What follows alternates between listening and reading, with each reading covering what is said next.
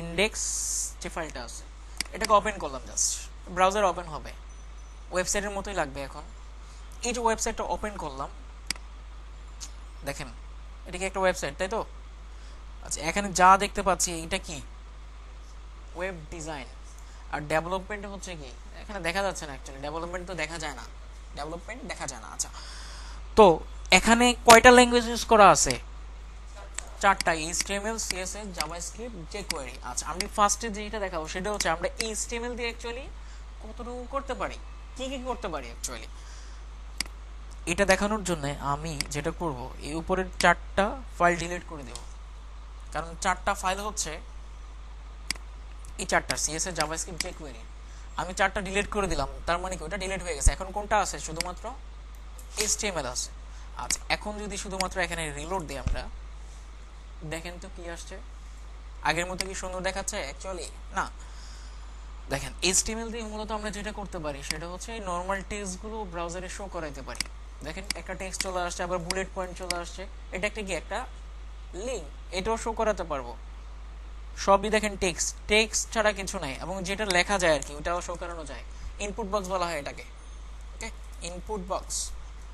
আচ্ছা, নিচে আসি, দেখেন টেক্সট ছাড়া কিছু আছে, বাট টেক্সটগুলোর কি বিভিন্ন ধরন আছে, যেমন এটা একটু ছোট, এটা একটু বড়, এরকম আর কি। আচ্ছা, নিচে আসি, দেখেন কি আছে, এটা ভিডিও। কিসের ভিডিও এটা? ইউটিউবের ভিডিও, ইউটিউব মানে ইউটিউব থেকেও কি করানো যাবে, এইচটিএমএল এর মাধ্যমে ভিডিও শো করানো যাবে। আচ্ছা, তারপর যদি আমরা আবার আসি, যেমন এই যেগুলোকে লিঙ্ক, লিঙ্ক বুঝেন তো? লিঙ্ক মানে হচ্ছে আমরা যখন যেমন ফেসবুকে যদি যাই, যেমন এই যেগুলো দেখেন লিঙ্ক, এক একটার মধ্যে ক্লিক করলে কি হবে, এক একটা পেজে চলে যাবে। এই যে চলে যাওয়ার যে প্রসেসটা করা হচ্ছে এটা কিসের মাধ্যমে? লিঙ্ক করানোর মাধ্যমে, ওকে। আচ্ছা, তো আমরা আবার এখানে যাই, নিচে আসি, আরো কিছু আছে কিনা, এই যে ইনপুট বক্স আছে, এখানে আবার সিলেক্ট করা যাচ্ছে, এটাও কিসের কাজ? এখানে যাই দেখতে পাচ্ছেন না কেন, সবই কি এইচটিএমএল দিয়ে করা। আচ্ছা, এখানে একটা জিনিস নাই, সেটা হচ্ছে ইমেজ। ইমেজ শো করানোর কাজ কি এইচটিএমএল এর, বাট ওটা নাই এখানে। আমি অন্য একটা পেজ ওপেন করি, মনে করেন, দেখেন প্রত্যেকটার মধ্যে কি লেখা আছে, এইচটিএমএল। মনে করেন ব্লগ ডট এইচটিএমএল ওপেন করলাম, দেখেন তো ইমেজ আছে কিনা এখানে। আচ্ছা, এখানেও নাই। আচ্ছা, এটার একটা কারণ হচ্ছে আমি ইমেজের ফাইলটাও ডিলিট করে ফেলছি। কন্ট্রোল জেড প্রেস করি, এই যে চলে আসছে। আমরা এই তিনটাকে ডিলিট করে দিই, জাস্ট চারটাকে, ইমেজটাকে রেখে দিই, তাহলে কি ইমেজগুলো শো করবে। এখন রিলোড দিই একটু, এই যে দেখেন একটা কি চলে আসছে, ইমেজ, ওয়েবসাইটের লোগো চলে আসছে। আমরা নিচে আসি, দেখি ইমেজ পাওয়া যায় কিনা। এই যে ইমেজ নিচে, এটাও কিসের মাধ্যমে শো করানো যায়? এইচটিএমএল এর মাধ্যমে, ওকে। এই সিম্পল কয়েকটা কাজ অ্যাকচুয়ালি কিসের মাধ্যমে করা যায়? এইচটিএমএল এর মাধ্যমে করা যায়, আর কিছু না। জাস্ট টেক্সটগুলো শো করাবো, ইমেজ শো করাবো, লিঙ্ক করাবো, লেখাগুলোকে একটু বড় ছোট করা যাবে, তারপর হচ্ছে ভিডিও শো করানো যাবে, আর কি ইমেজ শো করানো যাবে। এই কয়েকটা কাজ হচ্ছে কিসের মাধ্যমে করতে পারি আমরা? শুধুমাত্র এইচটিএমএল ব্যবহার করে, ওকে। আচ্ছা, তো এইচটিএমএল যখন আমরা শিখে ফেলবো তখন শুধুমাত্র কি এরকম টাইপের একটা ওয়েবসাইট ডিজাইন করতে পারবো। অ্যাকচুয়ালি এটা একেবারেই বাজে দেখাচ্ছে, এরকম কোনো ওয়েবসাইট হয় না অ্যাকচুয়ালি, দেখবেন না কখনো যে এরকম কোনো ওয়েবসাইট আছে কোথাও। আচ্ছা, বাট তার মানে হচ্ছে কি এইচটিএমএল শিখলে আমাদের কিছুই হবে না, তাই তো? আমিও তো বলছি যে এইচটিএমএল আমাদের ডিজাইন শিখতে হলে কি চারটা জানতে হবে, তাহলে কি আমরা ডিজাইনটা শিখতে পারবো। আচ্ছা, তারপরে আসি হচ্ছে আমরা সিএসএস এর মধ্যে।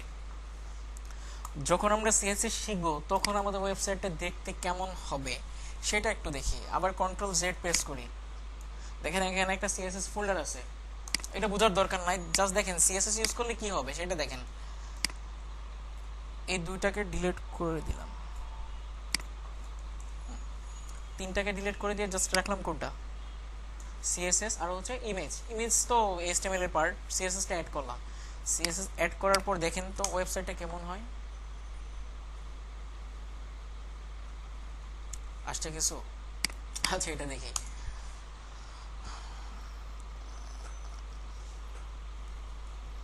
কিছুই দেখা যাচ্ছে না অ্যাকচুয়ালি। আচ্ছা, অন্য একটা ফাইল ওপেন করি আমরা, মনে করি about.html,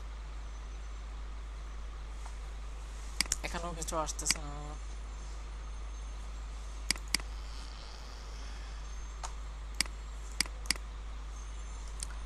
আচ্ছা, আচ্ছা, ফাইলগুলোকে আবার কন্ট্রোল জেড দিই আমরা, এখন রিলোড দিই। আচ্ছা, এখন আসছে ইন্ডেক্সটা কোথায়, ইন্ডেক্স, এটা ওপেন করি। আচ্ছা, খেয়াল করেন আমরা যখন সিএসএস শিখে ফেলবো তখন যেটা হবে আমাদের ডিজাইনটা ফুললি এরকম হয়ে যাবে, একটু সুন্দর ডিজাইন, তাই না?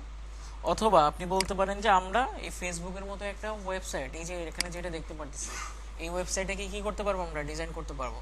অথবা যে কোনো ধরনের ওয়েবসাইট আপনি যাই দেখেন না কেন, মনে করেন আমরা গেলাম হচ্ছে, কোথায় যাওয়া যায়, মনে করেন espncricinfo.com, ওকে। মনে করেন আপনি যত ওয়েবসাইটেই যান না কেন, আপনি যে আউটলুকটা দেখতে পারতেছেন সেটাই কি করতে পারবো, আমরা ডিজাইন করতে পারবো। কিসের মাধ্যমে, যখন আমরা HTML প্লাস CSS শিখে ফেলবো। শুধুমাত্র CSS শিখলে কিন্তু হবে না। আমি যে এই যে সিরিয়ালি দেখাইলাম, এই সিরিয়ালি দেখানোর কারণ হচ্ছে এক একটা একটার উপর ডিপেন্ডেবল। আপনি যদি HTML না শিখেন তাহলে কি CSS বুঝতে পারবেন না, এই দুইটা না শিখলে এটা বুঝতে পারবেন না, এটা না বুঝলে এটা বুঝতে পারবেন না, এগুলো না বুঝলে কি এগুলো বুঝতে পারবেন না, সিরিয়াল বাই সিরিয়াল, ওকে। আচ্ছা, যখন আমরা সিএসএস শিখে ফেলবো, ওয়েবসাইট ডেভেলপ মানে এরকম সুন্দর করে ডিজাইন করে ফেলতে পারবো। আচ্ছা, তারপরে যেটা আছে অ্যাকচুয়ালি জাভাস্ক্রিপ্ট যে কোয়েরি কি দরকার তাহলে। আচ্ছা, জাভাস্ক্রিপ্ট যে কোয়েরি দিয়ে আমরা যেটা করব, দেখেন এখানে আমরা যখন এই পেজটার মধ্যে আসলাম, এই যে দেখেন এটা, এখানে যখন ক্লিক করতেছি কি হচ্ছে, আরো একটা লেখা আসতেছে না, এইটাকে বলা হচ্ছে এক ধরনের ইফেক্ট। কি বলা হয়, এক ধরনের ইফেক্ট বলা হয়। অ্যাকচুয়ালি সিএস এর মধ্যেও আমরা ছোটখাটো ইফেক্ট দিতে পারি, বাট যদি আরো সুন্দর কোনো ইফেক্ট দিতে চাই অথবা কোনো অ্যানিমেশন দিতে চাই, আরো সুন্দর করতে চাই ডিজাইনকে, তাহলে আমরা যেটা ইউজ করতে পারি সেটা হচ্ছে জাভাস্ক্রিপ্ট jQuery। এই দুইটা একই কথা, বাট আলাদা আলাদাভাবে লিখছি, বাট দুইটা কি একই জিনিস। মনে করেন আপনি jQueryটাকে ডিলিট করে দিলেন, জাস্ট কি লিখলাম, জাভাস্ক্রিপ্ট লিখলাম। জাভাস্ক্রিপ্ট যখন ইউজ করবো আমরা তখন কি করতে পারবো, এই সুন্দর সুন্দর অ্যানিমেশন আমরা তৈরি করতে পারবো। অথবা আরেকটা এক্সাম্পল দেখাই আমি, softwareIT.com-এ যাই, যাওয়ার পর এখানেও দেখেন কি হচ্ছে, এই যে চেঞ্জ হচ্ছে না, একটার পর একটা ইমেজ আসতেছে। এটাকে আমরা অ্যাকচুয়ালি সিএসএস দিয়ে করতে পারবো না, আমাদের এটা করার জন্য কি ইউজ করতে হবে, জাভাস্ক্রিপ্ট। মানে এই ইফেক্টগুলো, এটাকে স্লাইডার বলা হয় অ্যাকচুয়ালি, মানে এটা এক ধরনের কি ইফেক্ট, স্লাইড শো বলা হয়। যে স্লাইড শো মানে হচ্ছে কি একটার পরে একটা আসবে, যেমন আমরা পাওয়ার পয়েন্ট ইউজ করছি সবাই, পাওয়ার পয়েন্টে কি হয়, একটার পরে একটা ফাইল, একটা স্লাইড আসে, তাই না? ওখানে যাই থাকুক না কেন একটার পরে একটা আসে। আচ্ছা, তারপর উপরে দেখেন আরেকটা জিনিস দেখেন, কিছুক্ষণ পর পর দেখেন চেঞ্জ হচ্ছে, খেয়াল করছেন কেউ? এখন আর চেঞ্জ হচ্ছে না। আমরা রিলোড দেই আরেকবার, এই যে চেঞ্জ হয়েছিল, তাই না?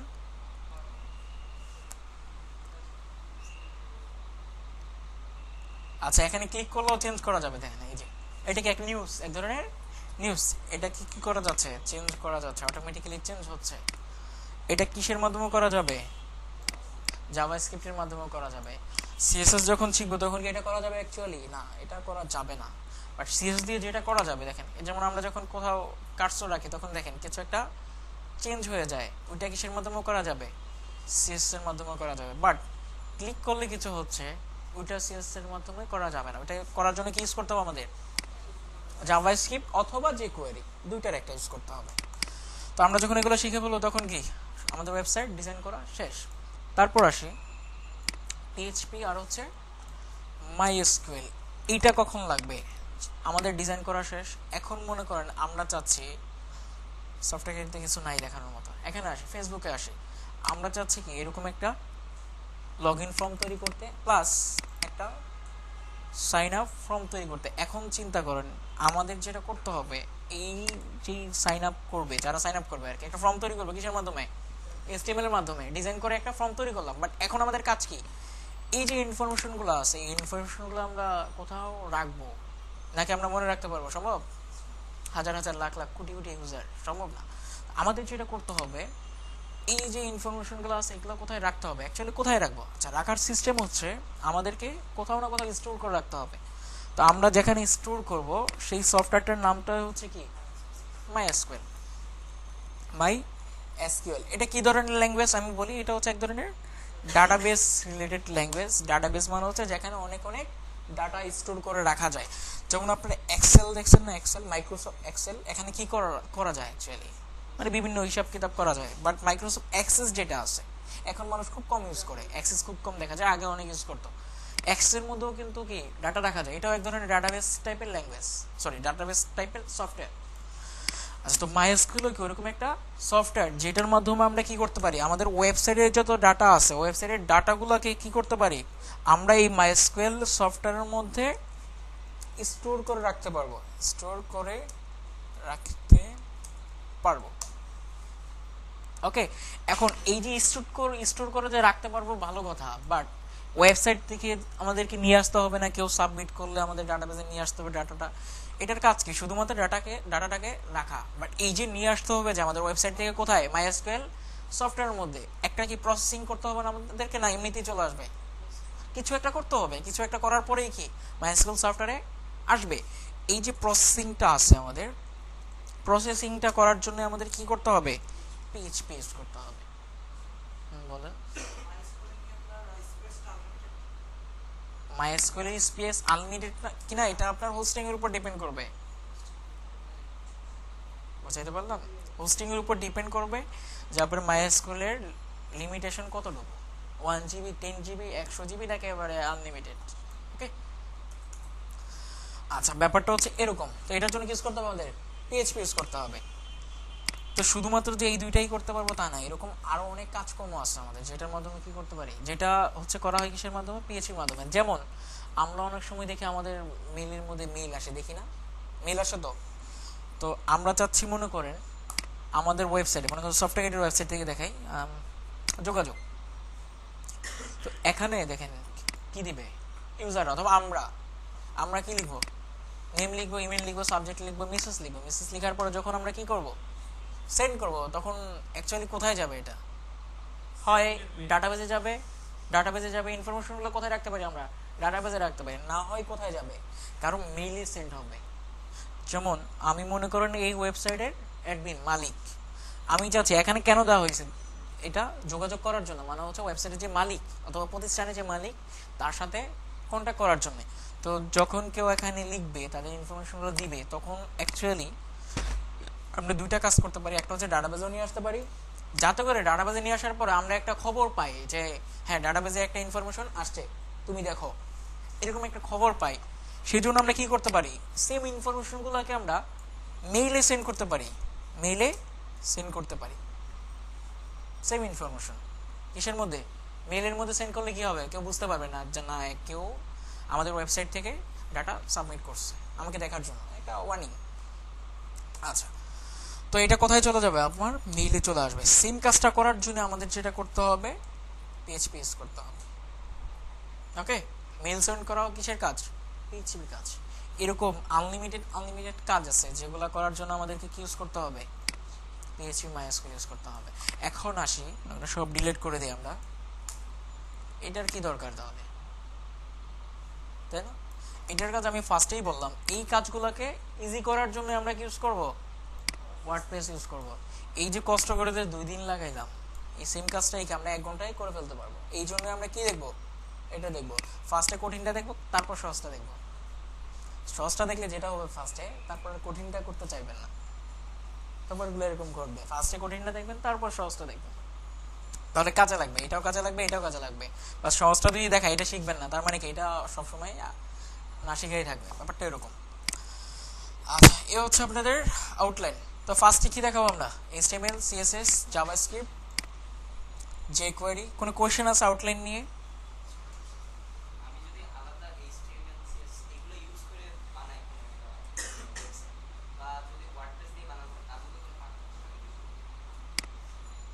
পার্থক্য নাই অ্যাকচুয়ালি, বাট কথা হচ্ছে এই ওয়ার্ডপ্রেসের মধ্যে অনেক কিছু তৈরি করা আছে, যেগুলো তৈরি করা আছে এগুলো তৈরি করতে, ওয়ার্ডপ্রেস মনে করেন তৈরি করতে করতে আজ কত, 2016 সাল, তাই না?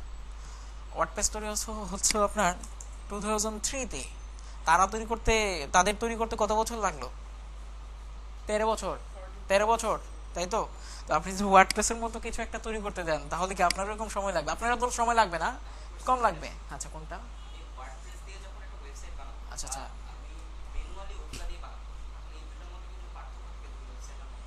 হ্যাঁ, পার্থক্য তো অবশ্যই আছে। যেমন আপনি যদি ওয়ার্ডপ্রেস তৈরি করেন তাহলে যেটা হবে, এখানে বিভিন্ন স্ক্রিপ্ট আছে যেগুলো অটোমেটিক্যালি চলে আসবে, বিভিন্ন স্ক্রিপ্ট। সেই কারণে যেটা হয়ে যেতে পারে, আপনার ওয়েবসাইটটা একটু স্লো হয়ে যেতে পারে, খুব বেশি নেই, অল্প একটু স্লো হয়ে যেতে পারে। বাট আপনি যদি এগুলো ইউজ করেন, তার মানে হচ্ছে আপনার যতটুকু প্রয়োজন ততটুকুই কি করতেছেন, আপনি ইউজ করতেছেন। তখন কি হবে, আপনার ওয়েবসাইটের স্পিডটা একটু বেশি হবে, একটু বেশি হবে। এখন এখানে কি একটা ডিসঅ্যাডভান্টেজ, তাই না? আবার এখানে একটা, এটার জন্য কি একটা অ্যাডভান্টেজ। বাট এখন আবার আরেকটা অ্যাডভান্টেজ দেখাই, সেটা হচ্ছে ওয়ার্ডপ্রেসটা অনেক সিকিউর। আপনারা হ্যাকিং এর কথা শুনছেন তো, হ্যাকিং। আচ্ছা, হ্যাকিং মানে কি, আপনার ওয়েবসাইটটা হ্যাক করে আপনার বিভিন্ন ইনফরমেশন তারা নিয়ে যায়, হ্যাকাররা নিয়ে যায়।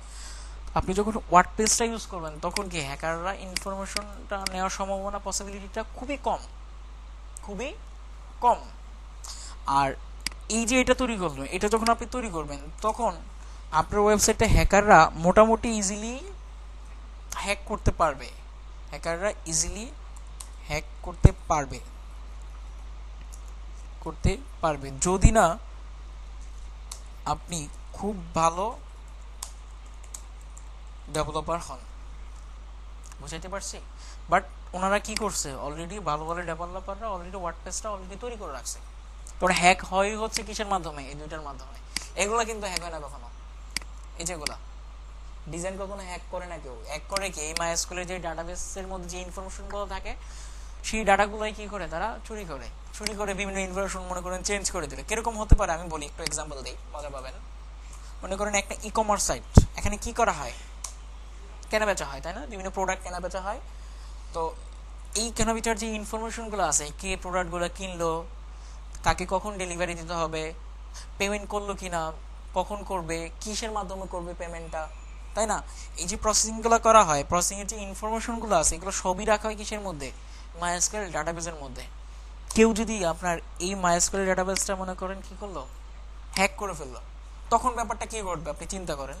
মনে করেন কেউ অর্ডার করলো, সে প্রেস করে দিল automatically order complete, but order কিন্তু কমপ্লিট হয় নাই। সে কি করে দিল, কমপ্লিট করে দিল। আবার ওনার যে পেমেন্ট সিস্টেমগুলো আছে, পেমেন্ট মেথড, মনে করেন বিকাশে পেমেন্ট করতে পারবে, সে পেমেন্ট করে নাই, সে বলে দিল আপনার পেমেন্ট কমপ্লিট। কি দেখাবে তখন, পেমেন্ট কমপ্লিট দেখাবে। তখন তো আপনার বলতে পারবেন না কাস্টমারকে যে আপনি তো পেমেন্ট দেন নাই। কাস্টমার দেখবে যে আমার পেমেন্ট কমপ্লিট। ব্যাপারটা হচ্ছে এরকম। আর যেমন কিছুদিন আগে বাংলাদেশ ব্যাংক হ্যাক হইল না, বাংলাদেশ ব্যাংকের একটা, তো ওটা তো অনেক দুর্বলতার কারণে হয়েছে, বাট ব্যাপারগুলো কি এরকমই ঘটছে। তারা জাস্ট যেটা করছে, মনে করেন বাংলাদেশ ব্যাংকের যেই ডাটাগুলো আছে, মানে যেই মনে করেন একটা অ্যামাউন্ট আছে, ওখানে মনে করেন 30 মিলিয়ন টাকা আছে, 30 মিলিয়ন ডলার।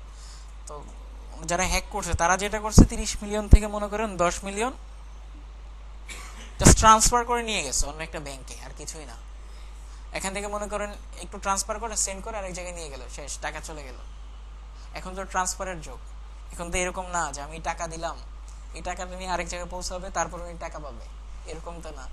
জাস্ট সেন্ড করে দিলেই টাকা চলে যায়। ব্যাপারটা হচ্ছে এরকম। ওইভাবেই কি নিয়ে নেয়, হ্যাকাররা চুরি করে নিয়ে নেয়। এটা হচ্ছে আমাদের এই জগতের একটা দুর্বলতা। বাট যতই মানে সিকিউরিটি দেখ না কেন যে না আমাদের সাইটটা হ্যাক হবে না, অনেকদিন হয় না, হঠাৎ করে আবার আরেকদিন হয়ে গেছে, এরকম ঘটে। ব্যাপারটা এরকম। এটার কারণ হচ্ছে মানুষের, মনে করেন আমি অনেক সিকিউরিটি দিলাম, অনেক ব্রেন ইউজ করে সিকিউরিটি দিলাম, আরেকজন আমার চেয়ে অনেক মেধাবী এসে ওটাকে কি করে ফেললো, আমার যেই আমি লজিকটা ইউজ করলাম ওইটাকে ভেঙে সে আমারটাকেও হ্যাক করে নিয়ে গেল। এরকম ঘটে আর কি। তো আপনাদের অ্যাসাইনমেন্ট না, অ্যাকচুয়ালি আপনাদের অ্যাসাইনমেন্ট হচ্ছে এই যে এখানে যে ফ্রেন্ড রিকোয়েস্ট সেন্ড করবেন, উনি অ্যাড করবে না, উনি গ্রুপে অ্যাড করবে না, গ্রুপে অ্যাড করবো আমি। আমাকে যে ফ্রেন্ড রিকোয়েস্ট সেন্ড করবেন, তারপর কি এটা কল দিতে পারবেন। ফ্রেন্ড রিকোয়েস্ট সেন্ড করলে আমি কি করে দেবো, আপনাদের যে গ্রুপটা আছে গ্রুপে অ্যাড করে দেব। কালকে তো ক্লাস নেবে, নেক্সট ফ্রাইডেতে। আচ্ছা, আমি তাহলে এক কাজ করি, দু একজনকে অ্যাড করি।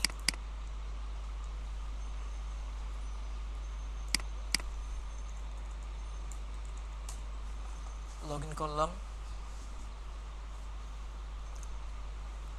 ওকে, আচ্ছা, তো একটু দেখি,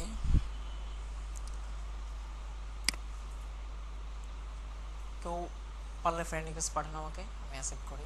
অথবা কারো নাম বলেন, একটু ওয়েট। আচ্ছা, এই যে আপনাদের গ্রুপ ক্রিয়েট করা হয়েছে, সুজন ভাই ক্রিয়েট করে দিয়েছে ক্লাস শুরু হওয়ার আগেই, যেটা এখন একটা পিকচার আপলোড করে দেবো বাসায়, যে ডিসকাশনে যাই। বলেন, দু একজনের নাম বলেন। হ্যাঁ, সিরিয়ালি বলেন। এমডি, এনএজেড, এমইউএল, ইসলাম। আচ্ছা, এমডি নজরুল ইসলাম কোনটা? এন, ঠিক আছে, বানান ঠিক আছে, কোনটা?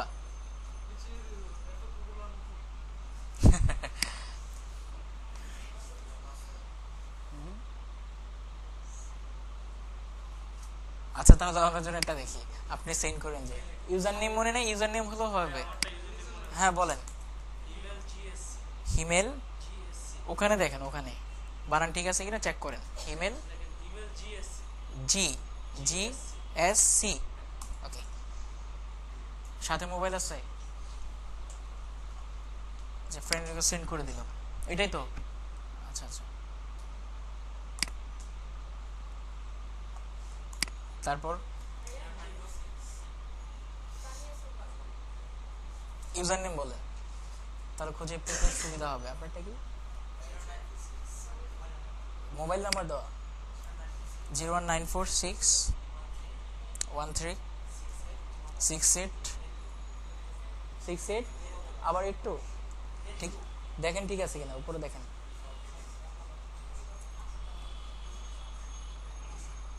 নাই তো, ভুল লিখছেন। বলেন। জিমেইল, আচ্ছা বলেন। তানিয়া সুলতানা 779@gmail.com। পাচ্ছে না তো? ইমেল ঠিক আছে?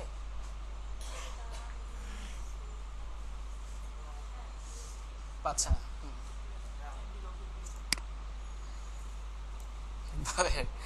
কার্ডটা রেখে কার্ডটা দেখবো। ইউজার নেম, ইমেল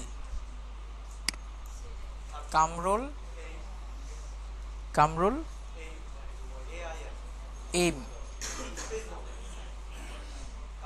ইমেলে তো স্পেস হয় না কখনো। নাম, আচ্ছা আচ্ছা, নাম কামরুল এম। এটা আচ্ছা আসছিল, এটা একটু ভিটিটি।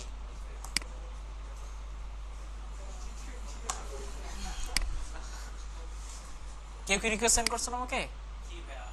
এটা আচ্ছা আচ্ছা,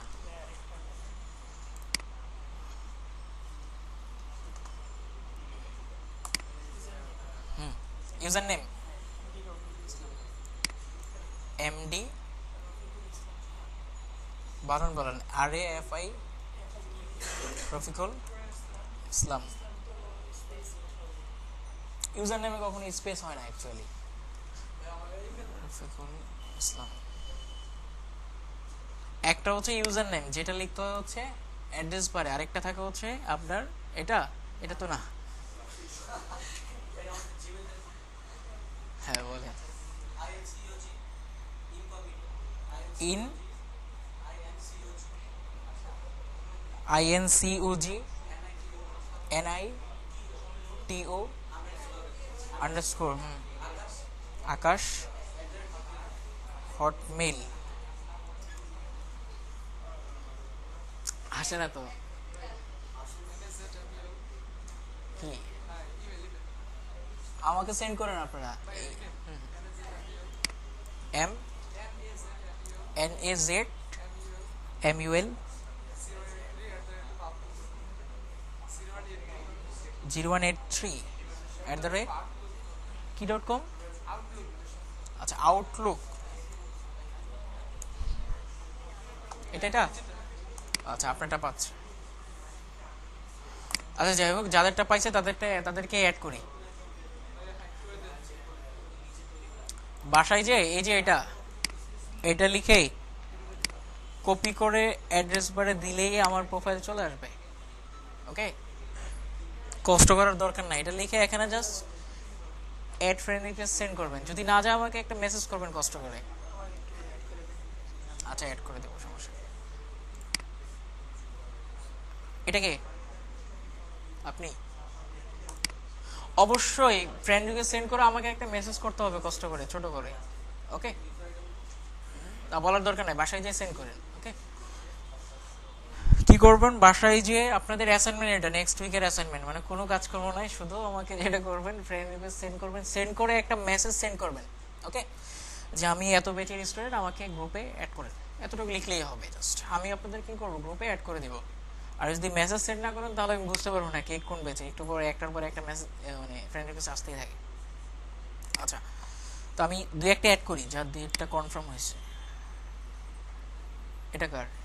আচ্ছা, এটা আপনারটা।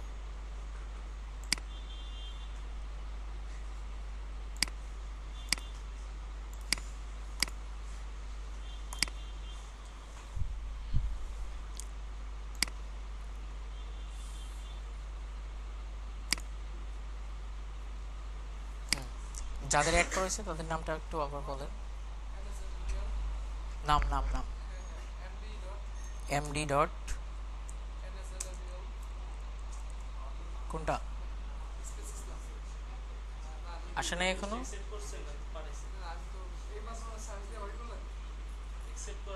অ্যাকসেপ্ট করছেন? আচ্ছা,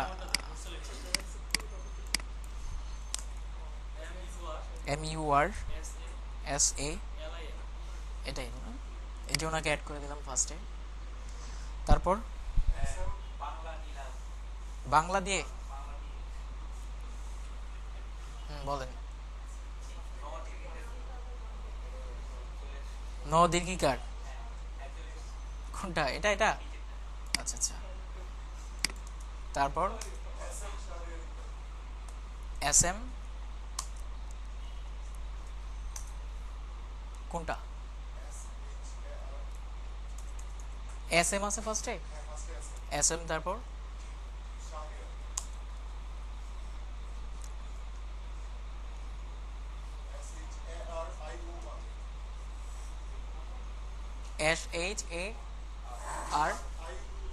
SHARIUR, নাই তো? অ্যাড করছে আপনাকে? তাহলে তো আসে নাই, অ্যাকসেপ্ট করা হয় নাই মনে হয়। আচ্ছা, একজনই অ্যাড করলাম।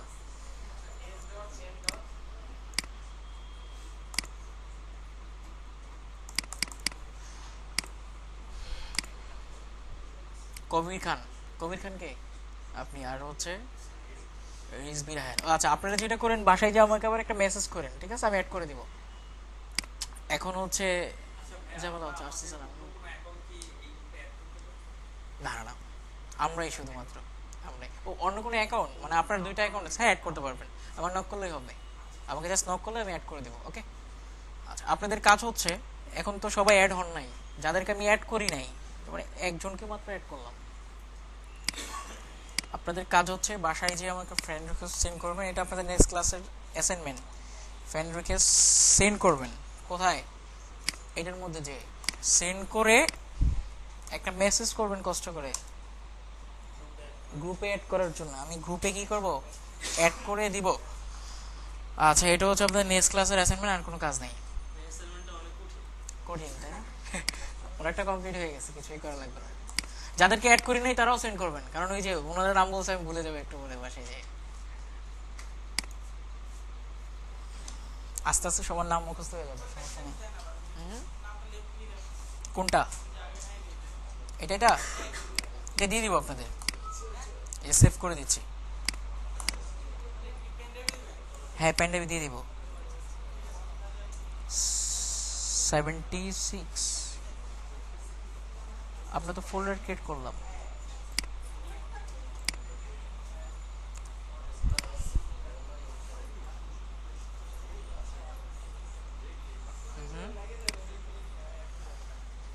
অ্যাড করা হয় না, ওয়েট।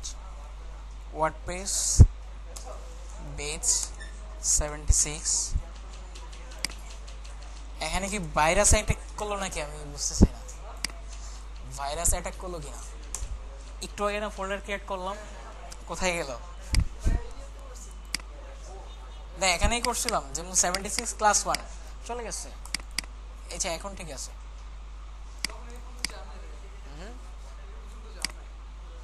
এইদিকে তো যাই নাই, তো ডিলিট হইলো কিভাবে সেটা বলতেছি।